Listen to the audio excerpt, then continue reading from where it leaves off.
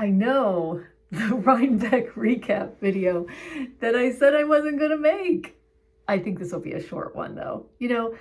I get it now why people make recap videos of fiber festivals, because you have all this experience in your head that you want to share with someone, people, and you want to do it before you forget some of the real highlights. And I don't want that to burn off. So I'm capturing this now.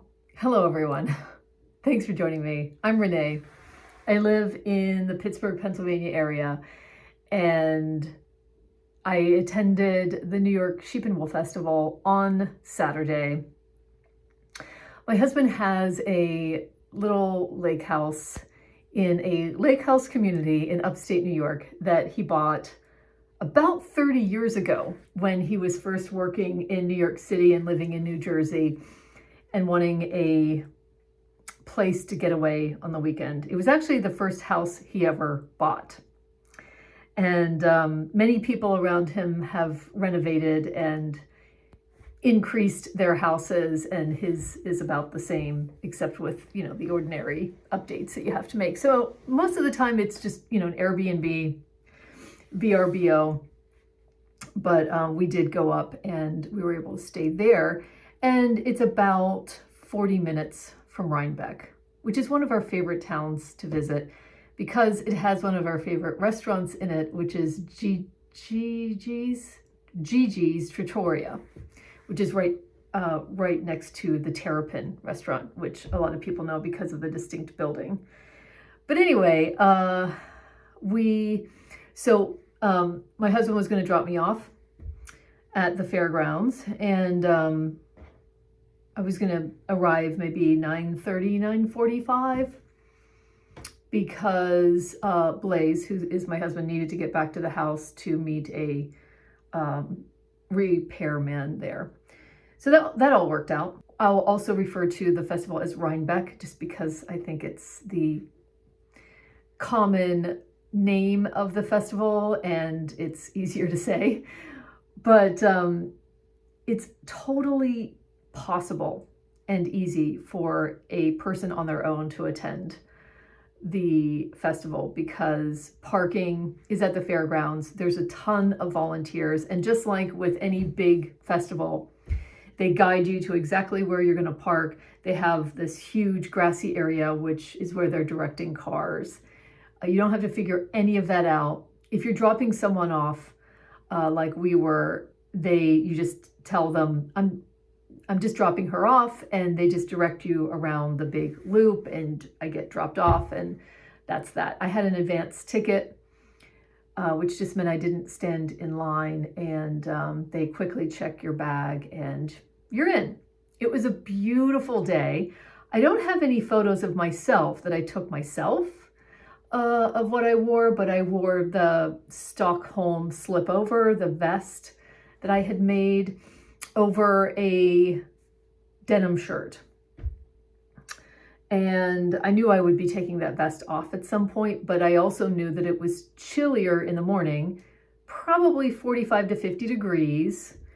And so it felt cool in the shade, and I had my fingerless gloves, which worked out perfectly. I also had my cowl on.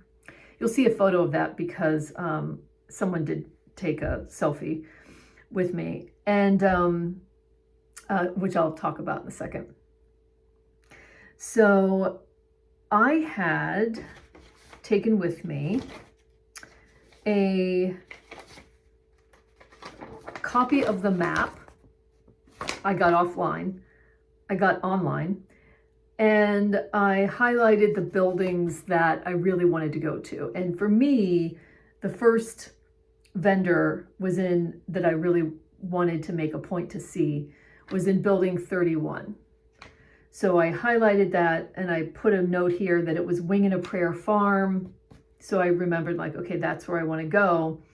And then my second vendor was going to be Bolayer Orchards or Farm. They have farm yarn that I wanted to see. I wanted to try to find, I think I made a note here, Battenkill. I don't know if it's Battenkill Farm, but I think it might be. They were going to have the woolly thistle folks at their booth. So I made Battenkill Fibers Carding and Spinning Mill. They were going to be at 27A, which I didn't know what that was because there's a building number 27. And I made a couple other notes about the fact that I wanted to see Green Mountain Spinnery in building 22D.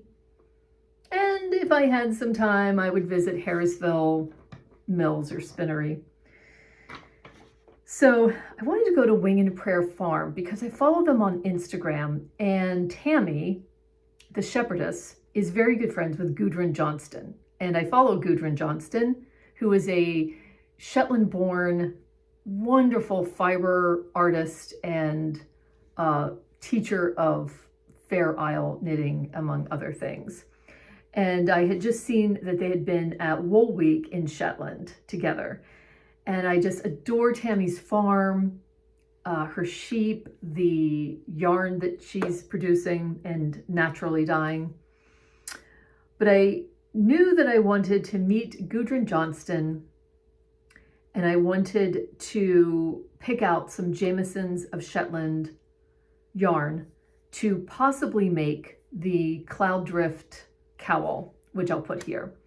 I didn't know if I was going to make that cowl or a cowl of Gudrun's design, but I knew that I wanted to do that.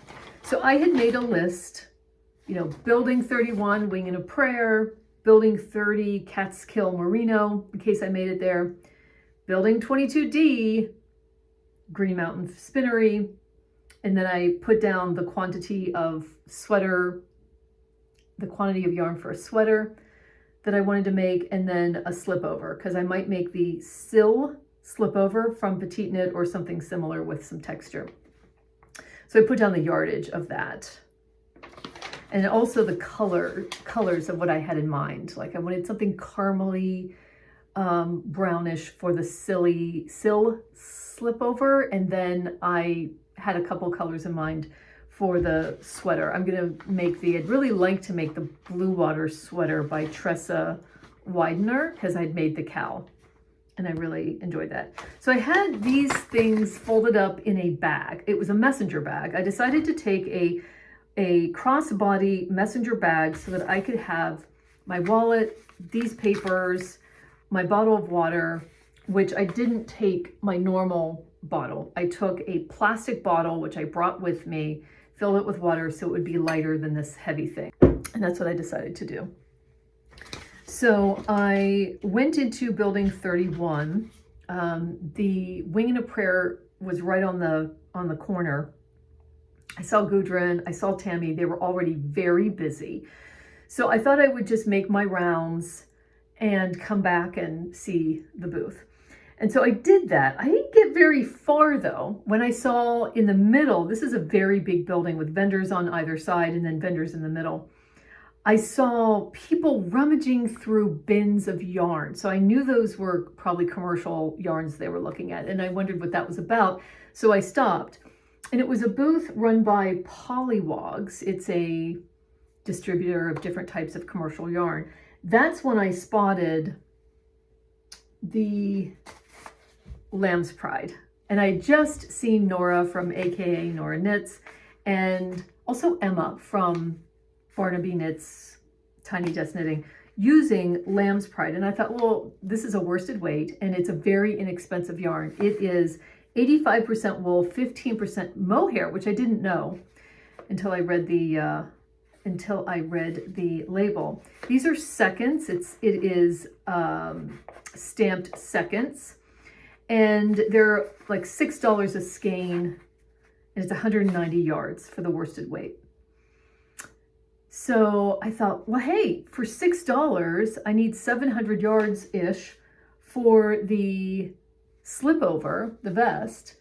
Maybe I can find a color that I like. I can find enough skeins. You really have to dig around and find the matching skeins. And that's at least something I can get if I buy 4 skeins. It's going to be $24. I don't know why that was so hard. But I actually didn't have, so I tried looking for several skeins of this beautiful caramel color. That's actually the name of the color, but it's caramel, not caramel, as it's spelled on the label. But I couldn't, even one of the really nice people that were running the booth, everybody was nice that was running that booth. He really tried to help me find more caramel. And I think we only found 2 skeins, and so we never found enough for a vest quantity, but that was fine. I then just thought, you know what, I'm gonna pick this up because I adore it. I wanna make a hat or actual mittens, like full mittens with it. And then I found this beautiful color, which is called Prairie Fire. And again, I couldn't find more than like 2 of this, but look at that. Now, this is, it's a tiny bit prickly on me. It's not too bad, but I wasn't going to, my intention was not to knit a sweater that would have the neckline up against me. It was to make a vest with, and it doesn't feel prickly at all on my forehead. So I knew I could probably get away with making a hat. So I was super excited to use this. And then I found this beautiful color, blue. So these 3 colors, this blue, by the way, is called Smoky Sage. So they're actually calling it sage, and this. So I went to the checkout. Really nice young man working the register, had to stand in line, had all kinds of fun conversations with other people buying this yarn. It was super fun to chat and just ask them about their experience with Lamb's Pride. And they had other types of yarn there too that I didn't look at because I was just too overwhelmed, already getting overwhelmed. So pulled out a $20 bill, paid $18. So I was super happy with that. Then I went over to, I looked at some other vendors. I didn't go through the whole building. I just went back to Wing and a Prayer. And met Tammy. It had cleared out a little bit so I could meet Gudrun Johnston. That was so much fun. And she had an entire display of Jamiesons and Shetland. She's a representative for that yarn. And I knew I wanted to pick out 2 colors because I only wanted to make the cowl in 2 colors. Maudie from Colorado Knitter had just made the cloud drift in 2 colors of Jamieson and Shetland, held with a mohair. I would probably hold it with some kind of alpaca fluff or mohair if I found one that wasn't scratchy. And Gudrun and another woman, it might have been the woman from Simply Shetland, I can't recall, but who was just amazing and so sweet. They helped me pick out colors of Jamieson and Shetland. And it was so much fun because I had a color like this, except a little darker. We were all looking at the shawl that was there, lots of samples in that booth, as in all booths. And we were looking at the sample of the beautiful shawl that's on the front of her book that she, I think it's a collaboration with Mary Mucklestone. And I'll put up a photo of the shawl I'm talking about. And it's made with this ochre color, except it's a darker ochre. And that's kind of the color I had in my hand. But then Gudrun pointed out that that was the DK version, not the fingering version. That's not what I needed. I said I was probably going to make the cloud drift. These are 25-gram balls, $9.50 each. So this is by far the most expensive purchase that I made in terms of grams, but this is what I was there to buy. I knew I was going to buy it and super happy. It was so hard making color choices, but we finally decided on these colors. And I knew, so then I was thinking, well, how many skeins do I need for the 2 color? I couldn't remember. This is called Burnt Ochre. And this is called Laurel. I wanted, oh, they're all natural colors. I mean, it's such a wonderful color palette. I would really encourage you to check it out. This is a rustic yarn, and it is Shetland yarn, Spindrift. The fingering is called Spindrift. And it's rustic, it's scratchy, but it doesn't feel prickly to me, somehow. And I was wondering how many skeins. And we actually got out the book, we then started looking at the shawl and just everything. And I was crouching down looking at colors, again, not realizing I was in the DK section. And literally, who appeared next to me right at that moment when I was wondering the number of skeins? It was Maudie from Colorado, who is the Colorado knitter. So I said, oh, hey, how many skeins? And it's nice to meet you. So that was fun. And so I just decided I wasn't going to try to figure out, unless it just happened to appear, the amount of like a skein or so of alpaca or whatever. I just thought I'll do that either online or at my local yarn shop in a more calm setting. I have at least done what I came to do, and that is buy this yarn. So super happy about this. I looked at Tammy's yarn. It got really busy in the booth, and I thought, well, I will, I touched everything. I felt everything that way. Even when I'm ready to buy her yarn online, I know exactly what I felt and what felt really good and what I might be interested in buying. I just, there's no way I could have made a decision. Too crowded. So I just went to like every other building, walking through. I did see Bat and Kill. And they were actually, the only reason I think I ever found them is that they were outside. They were alongside the building 27, which I think is the alpaca building and goats.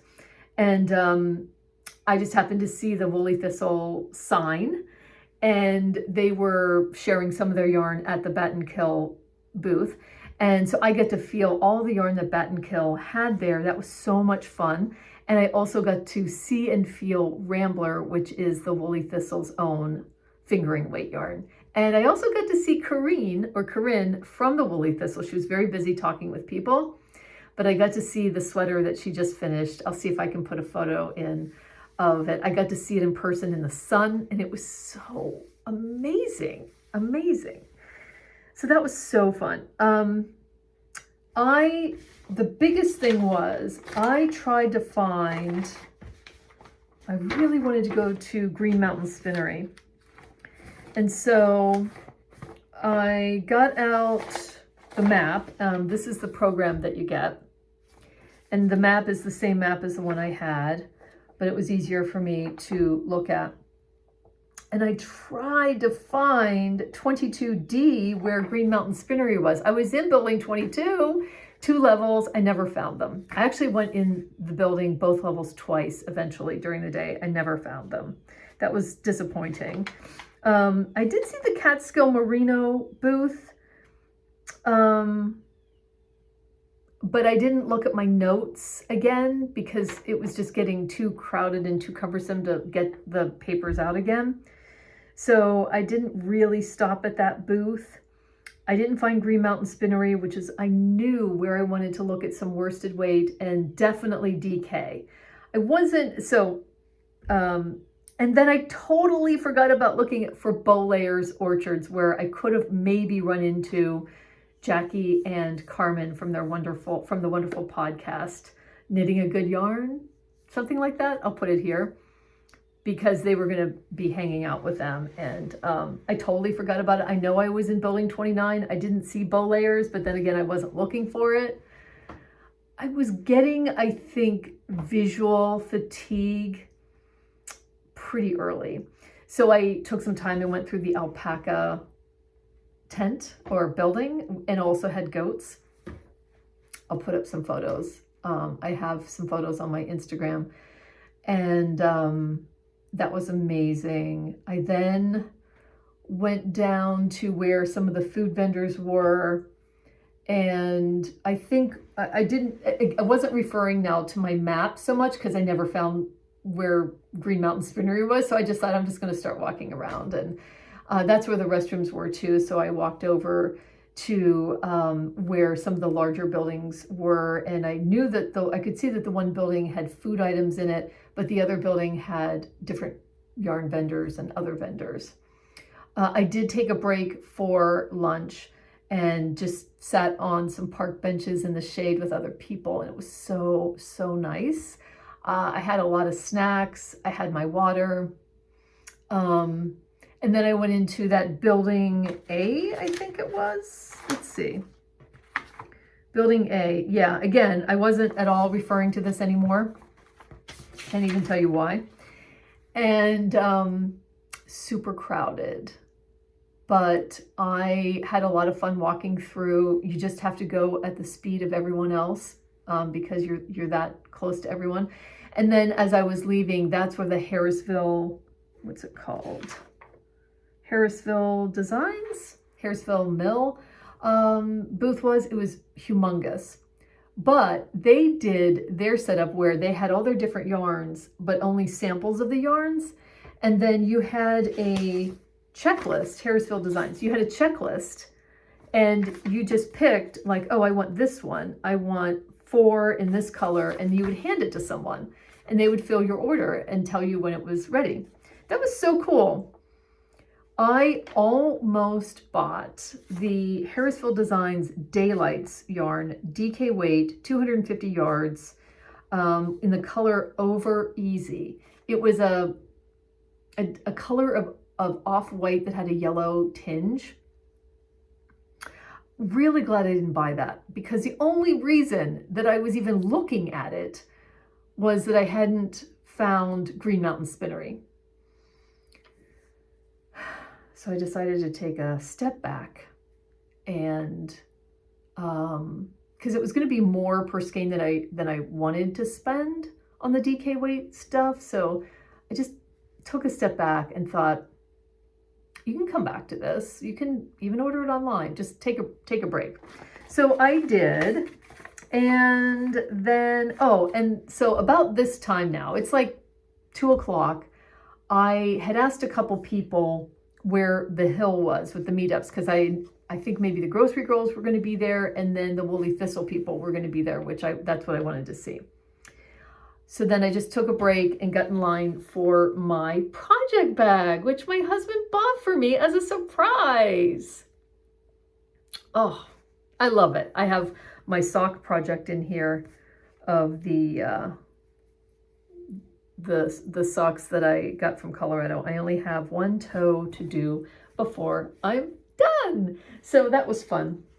And I asked a couple people here and there where the hill was. Nobody that I asked knew where the hill was, and I couldn't see people gathering. I never found it. And I thought, well, I'm going to go into the sheep barn area. And if I see the hill while I'm looking at the lovely sheep and petting the sheep, since I had such a wonderful time in the alpaca and goat barn, then I'll go to the hill. If I never find it, so be it. I never found it, but I had so much fun looking and petting and feeling all of the sheep. Oh, I can't even tell you. I think besides having conversations with people that you're standing next to or standing in line with and just saying, oh, I love your sweater, or just comments about the yarn that you're both looking at or that all of you are looking at, that was so enjoyable. And the animals were so enjoyable. I did see the alpaca parade that they have a couple hours into the day. I didn't see all of it because I didn't even know what was going on, but I could tell there was alpacas that were being led through, and it was so beautiful. Yeah, I didn't see that. I took one more lap through Building 31. I don't remember why now, but I thought maybe I'd want to go back to Wing and a Prayer, and I ended up stopping at, it's more crowded now, but I ended up stopping back at Pollywogs, and I thought, you know, I'm disappointed that I couldn't find this beautiful caramel tobacco-y color, But what if they had enough yarn for the worsted weight vest I want to make that, like I saw that other brown, maybe that's it, maybe that. So I did end up finding enough skeins of this beautiful color, Wild Oats. All of their colors have like a real gleam to them. Certainly you can see it more in something like this and Prairie Fire. But as a vest that I would wear under turtlenecks like this and shirts, this is a beautiful neutral. And I was easily able to find 4, which will give me enough for the vest. And this is called Wild Oak. I said Wild Oats. It's Wild Oak. $24. Glad to pay it. 6 times 4 is 24. Yeah. So that was all the yarn that I got. Oh, here's a sample. I ended up just using this skein to make a sample, and you could see the halo, but it knits up so nice. You can tell that these, you know, maybe why they're seconds is that there were parts of this yarn that, let me just pull it out here.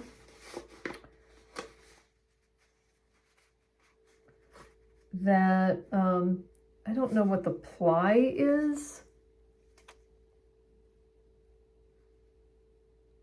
but there were parts of it that were not plied. It was just unplied, you know, sections. So you're going to have that. And that was fine with me. Okay. Am I forgetting anything? I don't think so. I took with me a sock project for the weekend. So we arrived on Friday. I went to the festival on Saturday. We went hiking on Sunday in Western Mass. And then I flew home on Monday because my husband's staying longer to do some work on the house. So I had made, as my first ever sock project, this sock, which is just a regular vanilla sock by the Crazy Sock Lady, following the 60 stitch leg using the Regia yarn. The first sock yarn I ever bought at a local yarn store. It's a $12 skein. I love this sock yarn. Highly recommend it. I have never done a 60 stitch leg since, but I wanted to make the pair.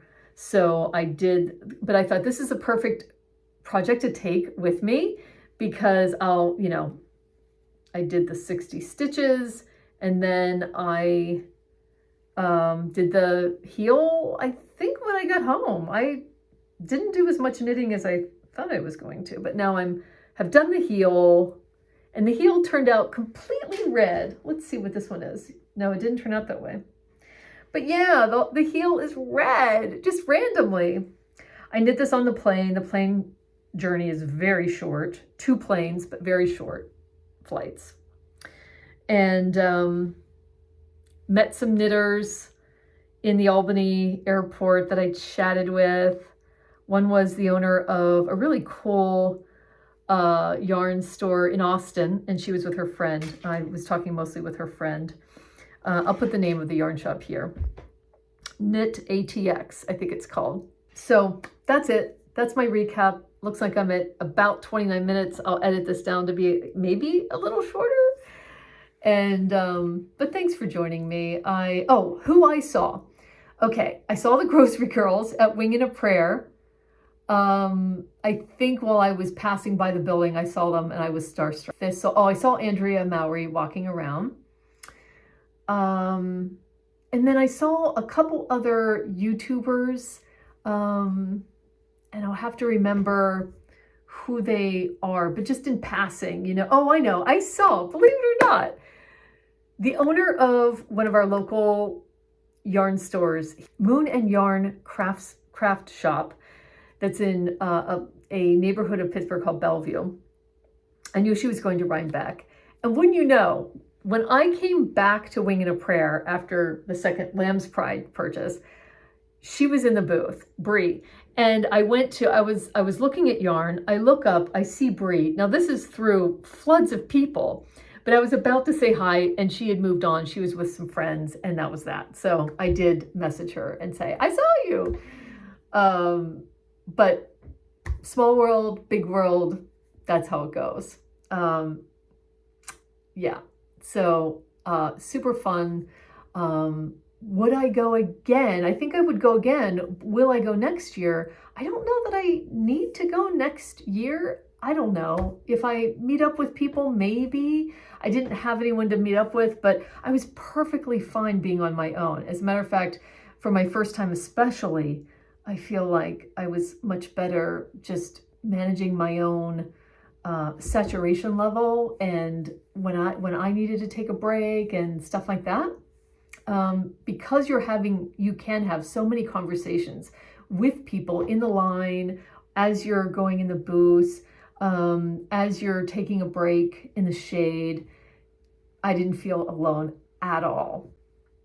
So just know that if you ever want to go by yourself, it's totally, totally manageable and doable. Thanks for joining me. Thanks for watching. Please let me know your thoughts if you were there, and I'll see you on the next one.